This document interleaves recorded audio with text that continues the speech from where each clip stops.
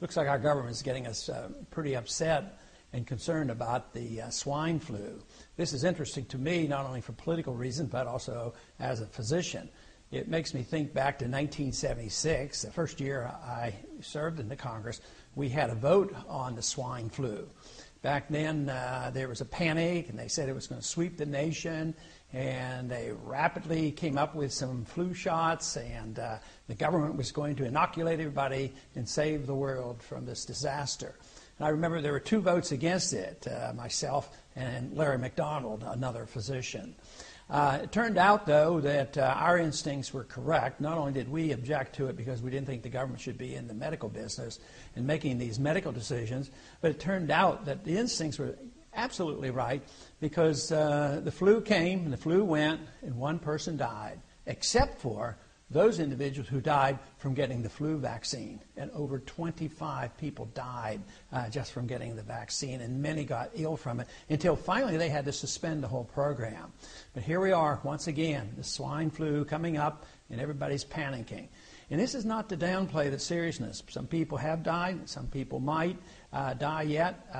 We have had no deaths in this country, but there's 7 or 8 cases up in New York. None have even been hospitalized. And yet it's practically like we've been attacked by nuclear weapons. I mean, press conference over the weekend, prime item for the Department of Homeland Security. Now, how did the Department of Homeland Security get into the medical business? You know, it just is totally out of control on what they think we should do. But you know, trying to put this in a perspective, I checked to find out how many cases of tuberculosis we had last year. We had about 13,000 cases of tuberculosis. Now, that's a serious disease. And also, the last time they recorded the number of deaths in this country was in 2006, and there were 644 deaths from tuberculosis.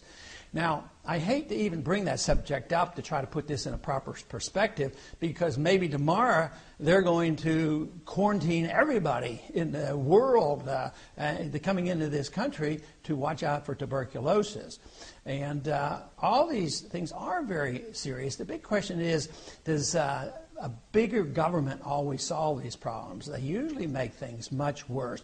So all I'm asking people to do is step back and think for a minute rather than rushing and panicking and taking advantage of opportunities like this. This is what happens, whether they're economic problems or medical problems. The people who love big government take advantage of this. And in the Department of Homeland Security, she's really not acting outside the prerogatives of that department. And one of the reasons I voted against it, it's an open-door invitation to deal with medical problems. And, of course, the way I see medical care in this country is deteriorating and the costs are skyrocketing, mainly because we have had central economic planning in medicine now for 30-some years. It hasn't worked very well, so now we're about to embark on socialized medicine.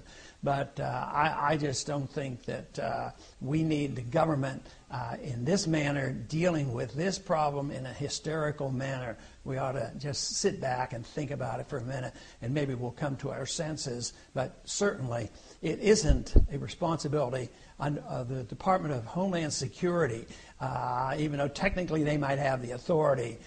That, to me, is not something that should be turned over to that department. That is the medical care of this country.